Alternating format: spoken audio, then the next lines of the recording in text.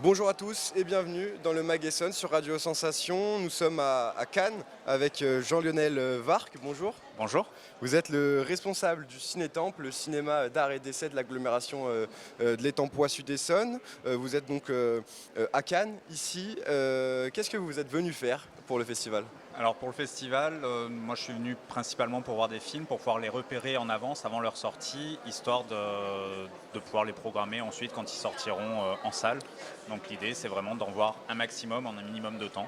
Donc au cours des rencontres nationales de l'Association française des cinémas d'art et d'essai, quel est le constat aujourd'hui que vous faites ? Est-ce que le secteur se porte un peu mieux depuis la fin de la crise sanitaire ? Un petit peu mieux, oui, dans le sens où, en tout cas chez nous, les spectateurs commencent à revenir.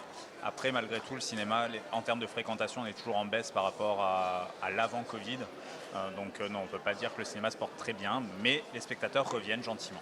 C'est toujours un moment important pour les professionnels du cinéma, le Festival de Cannes. Qu'est-ce que ça représente pour vous, ce festival ? Pour moi, ça a changé avec le temps. Quand j'étais enfant, évidemment, c'était les stars, les paillettes, les strass. Là, maintenant, je fais abstraction de tout cet aspect-là. Et pour me concentrer vraiment sur le cinéma, les films qui sont projetés, le Festival de Cannes, c'est le plus grand festival d'art et d'essai du monde. Donc, c'est pas rien. Alors on retourne à Étampes maintenant. Du 10 au 12 juin, le Ciné-Temple organisera une programmation spéciale avec un focus sur le cinéma d'horreur et fantastique espagnol. L'accent sera mis sur deux réalisateurs, Alex de la Iglesia et Guillermo del Toro. Alors pour quelle occasion est-ce que vous avez décidé d'organiser cette journée spéciale, ce week-end spécial même ? Oui, ce week-end spécial, puisque ça sera 10, 11 et 12 juin. En fait, c'est quelque chose que je voulais faire depuis un bon moment. Guillermo del Toro a sorti son dernier film au mois de janvier.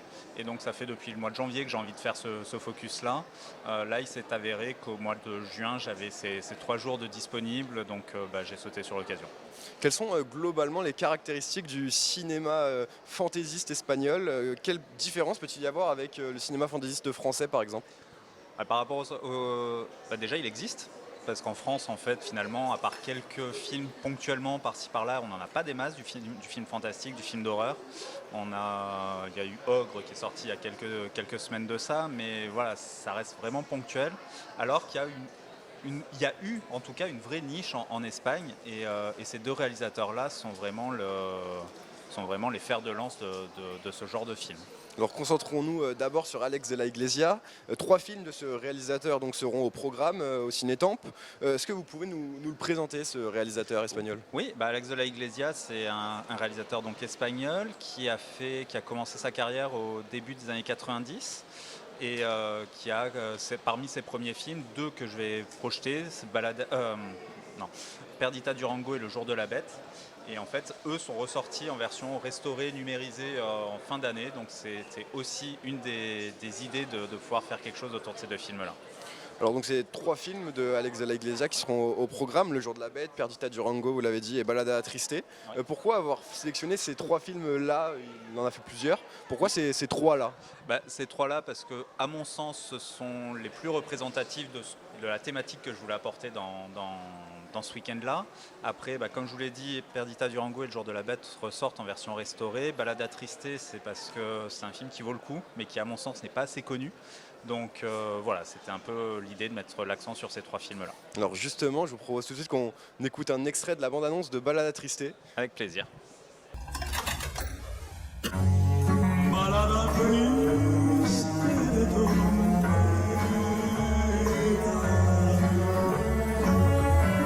por un pasado que murió y que llora y que vive como yo.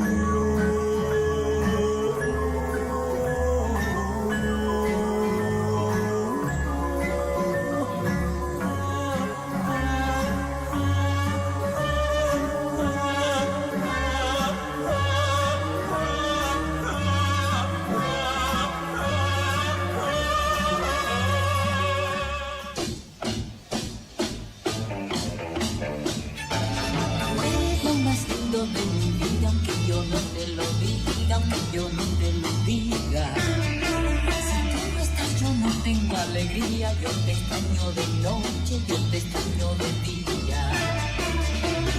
Yo quisiera que sepas que nunca quise así, que mi vida comienza cuando te conocí. Tú eres como el sol de la mañana, una continental, una continental. Tú eres de mi vida la alegría, eres sueño en la noche, eres luz de mi. Après Alex de la Iglesia, passons maintenant à Guillermo del Toro. À quoi ressemble la carrière de ce réalisateur espagnol? Alors, c'est un petit abus de langage. Guillermo del Toro, en vrai, il est mexicain, mais il a fait pas mal de films en Espagne. Et en fait, sa carrière, il alterne entre le cinéma fantastique, comme les films que j'ai présentés là, en Espagne, mais aussi aux États-Unis. Il a une grosse carrière aux États-Unis. Il a notamment réalisé les 2 Hellboy, adaptation de comics, Pacific Rim entre autres. Et régulièrement, il revient en Espagne faire des films espagnols. Alors là aussi, donc 3 films au programme de Guillermo del Toro: L'échine du diable, Le labyrinthe de Pan et Nightmare Alley. Là encore, pourquoi avoir fait ce choix, ces 3 films? Eh bien, Le labyrinthe de Pan, sans doute parce que c'est un de ses films les plus connus. L'échine du diable, c'est un choix purement personnel, c'est parce que c'est le film que je préfère de ce réalisateur-là. Et Nightmare Alley, parce que c'est son dernier film qui est sorti en début d'année, comme je vous le disais. Et là, on a en plus la chance de le proposer dans une version exclusive en noir et blanc, qui a été telle que le réalisateur l'a pensé.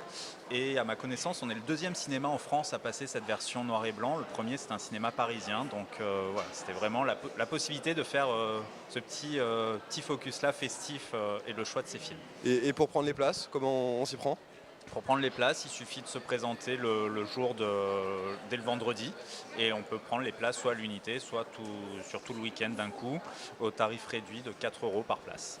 Merci beaucoup, Merci à vous. Jean-Lionel Leroy, d'avoir été avec nous. Et donc pour terminer cette émission, je vous propose qu'on regarde tout de suite la bande-annonce du Labyrinthe de Pan. On raconte qu'il y a longtemps, dans le royaume souterrain, où n'existe ni mensonge, ni douleur, vivait une princesse qui rêvait du monde des humains. Un jour, la princesse s'enfuit. J'ai vu une fée. Encore des contes de fées. Tu es trop grande pour te remplir la tête de toutes ces sottises. Les guerrilleros sont dans le bois. Et on aura du mal à les débusquer.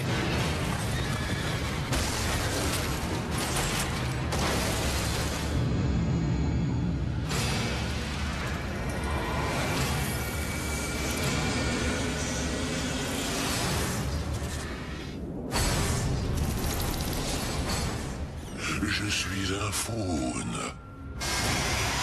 Vous êtes la princesse Moana, la fille du roi de Besmora. Vous allez faire face à 3 épreuves. L'endroit où vous allez est extrêmement dangereux. Ce qui sommeille là-bas n'a rien d'un être humain. La magie, ça n'existe pas.